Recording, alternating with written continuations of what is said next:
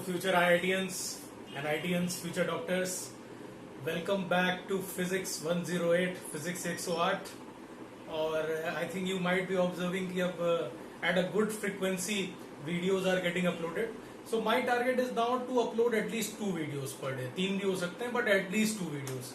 जिससे कि जितने भी लोग चैनल पे आ रहे हैं, सब्सक्राइब कर रहे हैं एंड रेगुलरली व्यूइंग इट, उनको कंटेंट और भी एट अ फास्ट पेस मिल पाए. स्पेशली वो लोग भी जो जेई और नीट देने वाले हैं. अब एग्जाम कब होने वाला है इसका किसी को आइडिया नहीं है, but chances are there that the examinations will be there in September.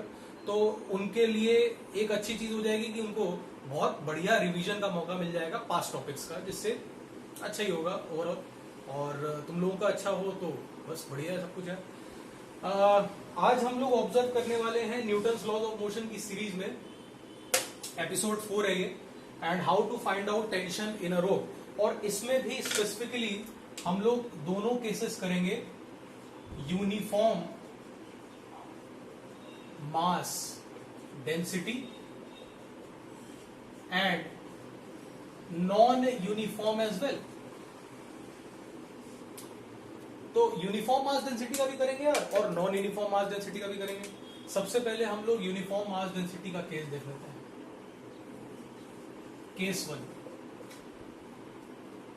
Uniform mass density. Now first of all let's observe कि मास डेंसिटीज कितने प्रकार की होती हैं. In the basic 11th 12th JEE NEET level physics we consider 3 types of mass densities based on their dimensions. Lambda denotes linear mass density. ये सिर्फ डिनोशन है. हो सकता है किसी केस में किसी सवाल में लैम्डा ना लिख के कुछ और लिखा है. ठीक है, तो जनरल डिनोशंस क्या है? Lambda is linear mass density. और कहीं ना कहीं इस लीनियर टर्म से यू माइट बी अंडरस्टैंडिंग कि लीनियर का मतलब यही हुआ कि total mass by total length. जो उस ऑब्जेक्ट का सिग्निफिकेंट डायमेंशन है वो लेंथ है. जैसे एक बहुत बड़ा रोप जिसका ब्रेथ और जिसकी थिकनेस, वो दोनों चीजें बहुत कम मानी जा सकती हैं, तो उसको एक लीनियर ऑब्जेक्ट कहा जाएगा. ऐसा तो देखो, perfect linear object can not be, you can say it cannot be observed. तो we can say that जो बाकी डायमेंशन है लेंथ के कंपैरिजन में वो काफी स्मॉल है, तो उसको एक लीनियर ऑब्जेक्ट की अपन कैटेगरी में डाल देते हैं. और lambda denotes the total mass by total length. ठीक है, तो उसको बोला जाता है लीनियर मास डेंसिटी. वैसे ही sigma denotes areal mass density and generally this symbol rho. ठीक है, रो डिनोट्स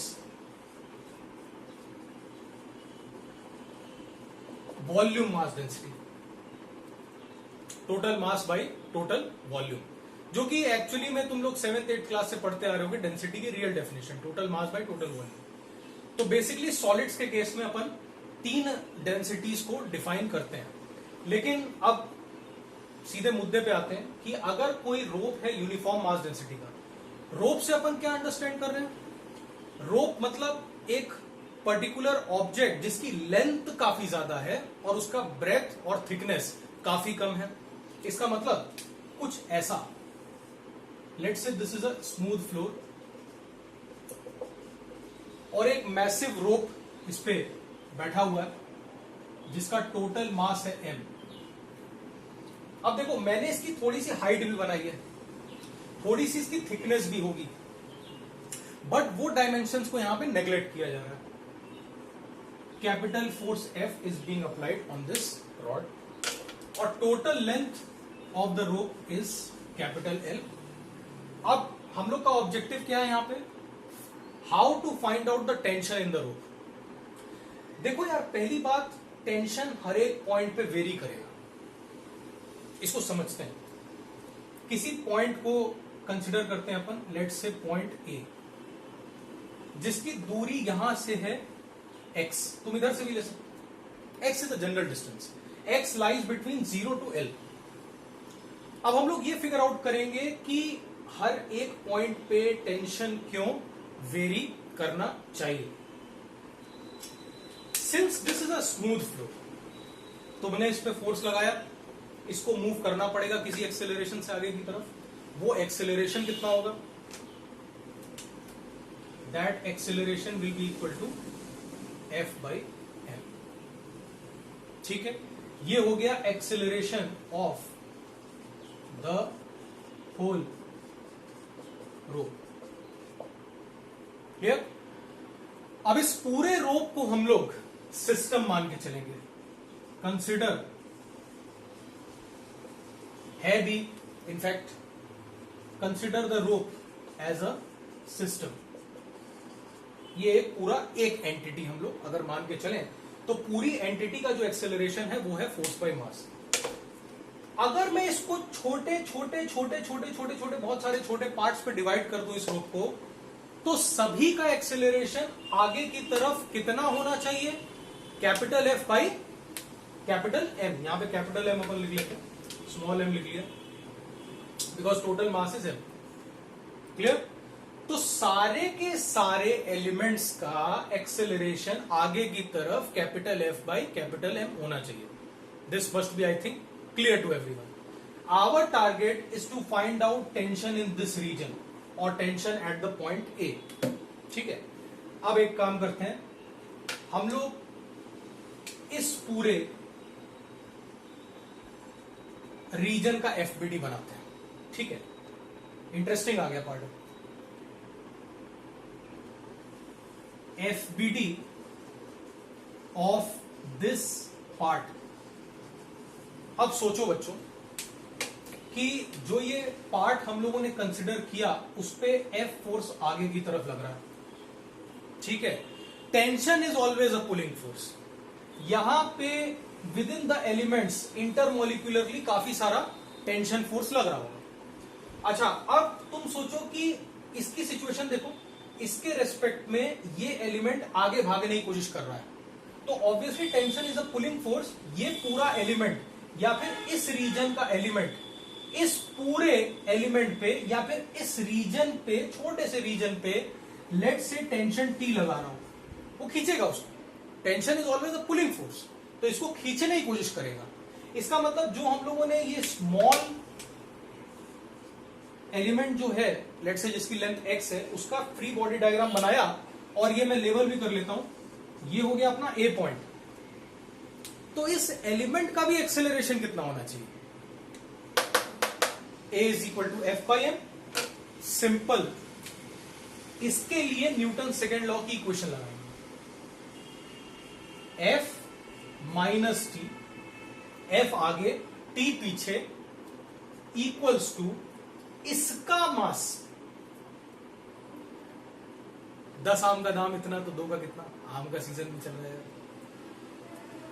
एल लेंथ का mass M, simple unitary method, uniform mass density की बात हो रही है यहां पे केस 1 में। एल लेंथ का मास एम, तो यूनिट लेंथ का मास कितना, एम बाई एल। तो एक्स लेंथ का मास कितना, M by L into X. फिर से पूरी लेंथ का मास एम, यूनिट लेंथ का मास m बाई एल, तो x लेंथ का एलिमेंट का mass m x by L. ये तो मास लिखा हम लोगों ने, साथ में acceleration that is f by M. Cancel out f। अब इसको थोड़ा सा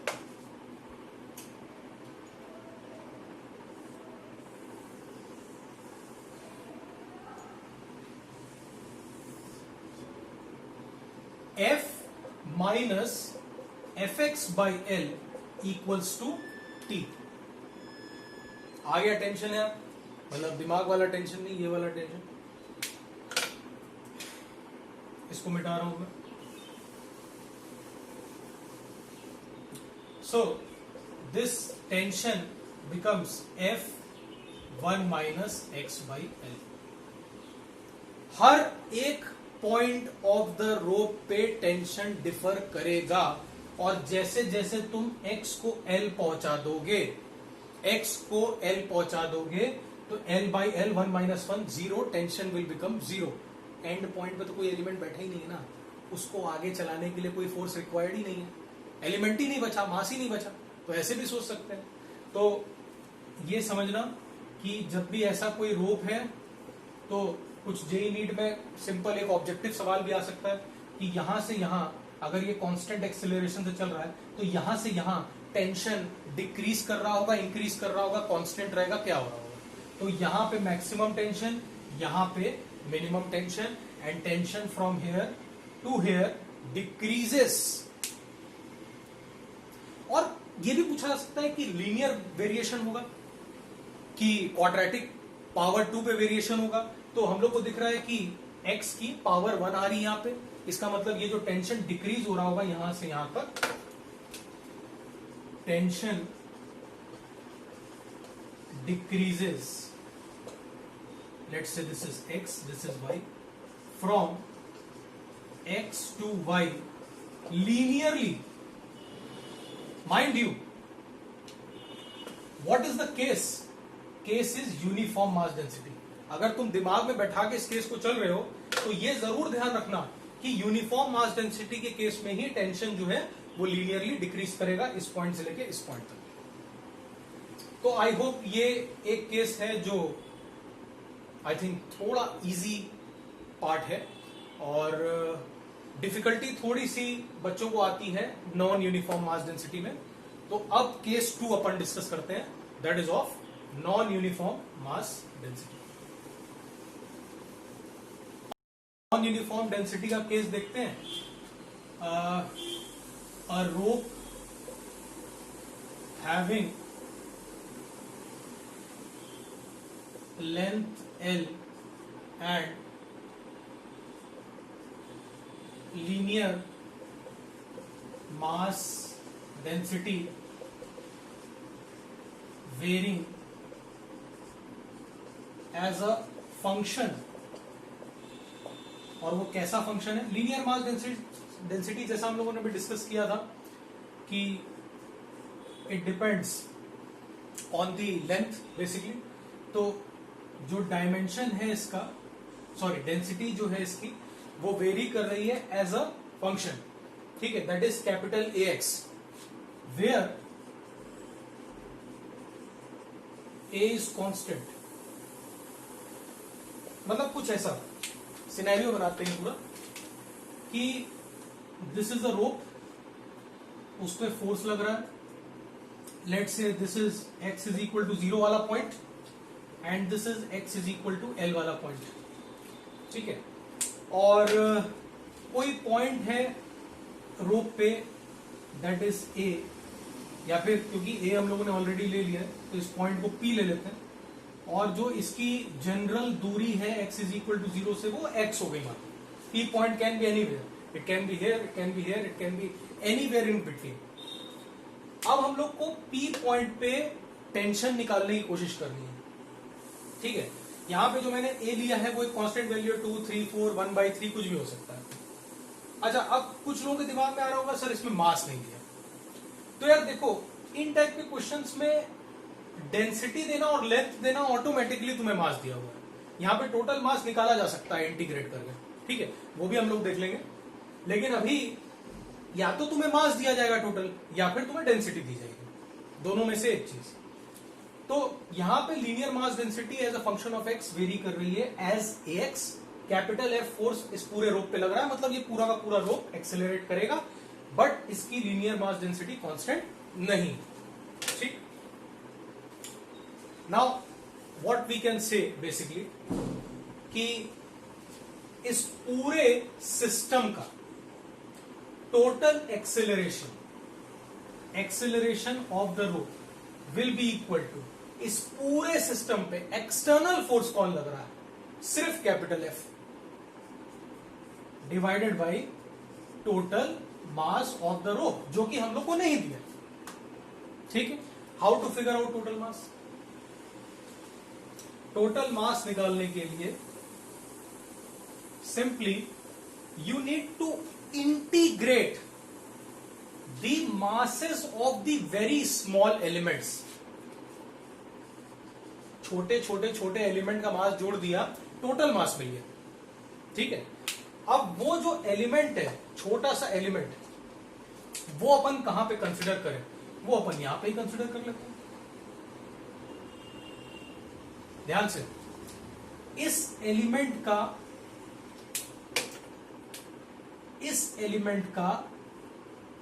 छोटा सा जो लेंथ है वो मान लेते हैं अपन dx।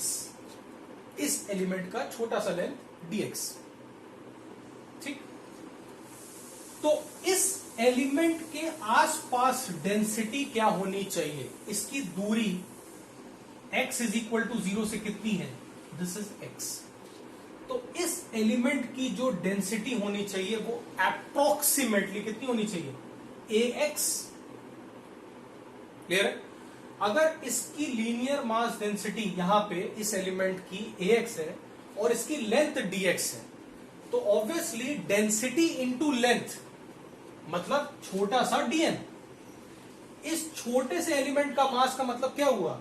यहां पे जो डेंसिटी है इनटू इट्स लेंथ, खत्म।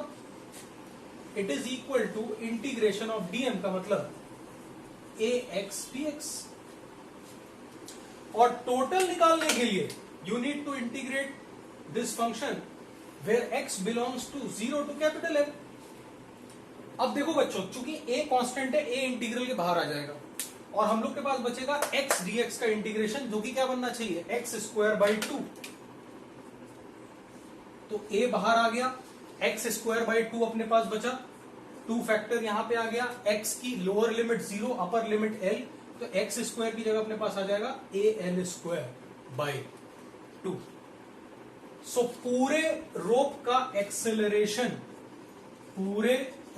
एक्सेलरेशन, पूरे सिस्टम का f by total mass that is al square by 2 ये पहुंच जाएगा ऊपर, that is 2f by al square. लेकिन सवाल खत्म नहीं हुआ, क्योंकि हम लोग का टारगेट क्या है? किसी भी पॉइंट पे टेंशन निकालना। बट अब इतना मुश्किल नहीं बचा, जैसा लास्ट केस में किया था कि इस पूरे के पूरे पर्टिकुलर एलिमेंट को, इस पूरे पार्ट को एक अलग से एनालाइज कर लिया जाए या फिर इस पार्ट को एनालाइज कर लिया जाए, किसी को भी एनालाइज कर सकते हैं। पिछले क्वेश्चन में हम लोगों ने इस पार्ट को एनालाइज किया था, तो इस केस में हम लोग इस पार्ट को एनालाइज कर लेते हैं, कोई दिक्कत नहीं है। तो अगर मैं इस पूरे पार्ट का FBD बनाऊं,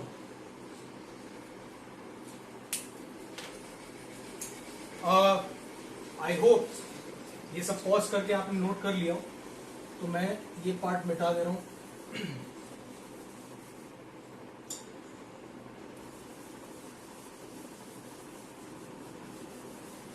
okay, let's draw the FBD of this part. अब टेंशन एट पॉइंट P निकालने के लिए इस पार्ट को एनालाइज करते हैं। This is x is equal to 0, this is x is equal to x, this is point P। ये हिस्सा इसको आगे की तरफ पुल कर रहा होगा, लेट से टेंशन T से।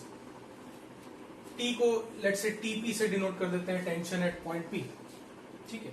और इस पूरे सिस्टम पे जो कि एक पार्ट है, सिर्फ पार्ट ऑफ रो, उस पे सिर्फ कौन सा फोर्स लग रहा है? TP, external force. और पूरे रोप का एक्सेलरेशन कितना आया था? 2f by al square.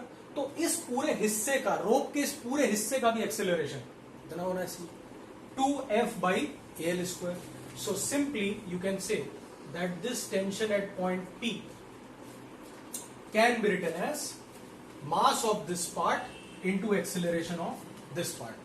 अब इस पार्ट के मास को कैसे इमेजिन किया जाए? तो इस पार्ट के मास को लिखने के लिए